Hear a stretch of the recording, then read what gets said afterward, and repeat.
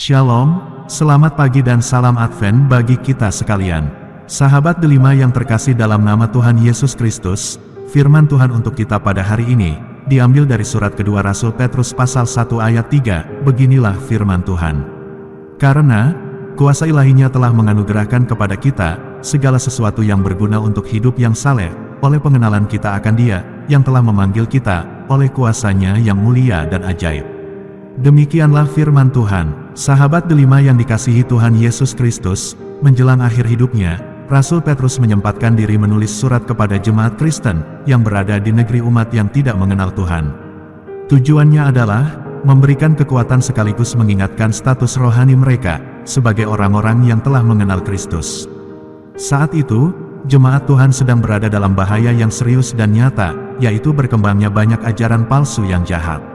Para pengajar tersebut mengatakan diri Kristen, tetapi cara hidup mereka bertentangan dengan hal-hal yang diajarkan Yesus.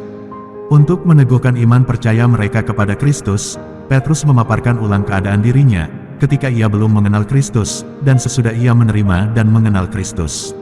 Simon Petrus adalah dirinya ketika hidup di luar Kristus, dan belum mengenal Kristus.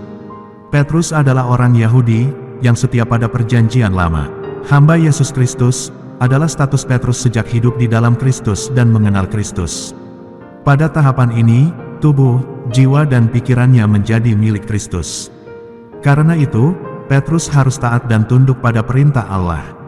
Rasul Petrus menunjukkan bahwa dirinya diberi kuasa untuk menyaksikan kasih karunia Allah yang melimpah, melalui pemberitaan firman Tuhan kepada setiap orang. Sahabat delima, pemaparan diri Petrus ini sebenarnya merupakan pengidentifikasian jemaat Tuhan masa itu dan masa sekarang. Jemaat yang semula tidak mengenal dan beriman kepada Kristus, menjadi kenal dan beriman karena kasih karunia Allah. Melalui pengenalan akan Kristus, Allah menganugerahkan kuasa ilahi, yang dikerjakannya di dalam kita, dan menyediakan bagi kita janji-janjinya yang besar. Bila kita memahami landasan hidup Kristen yang dipaparkan di atas, hanya ada dua pilihan dalam hidup kita. Pertama, memilih untuk terus mengenal dan aktif menjalin persekutuan dengannya, dan dikaruniai kemampuan untuk memancarkan kodrat ilahi dalam kehidupan setiap hari. Kedua, memilih untuk pasif bersekutu dengan Allah, tapi terlibat aktif dalam kegiatan nafsu duniawi.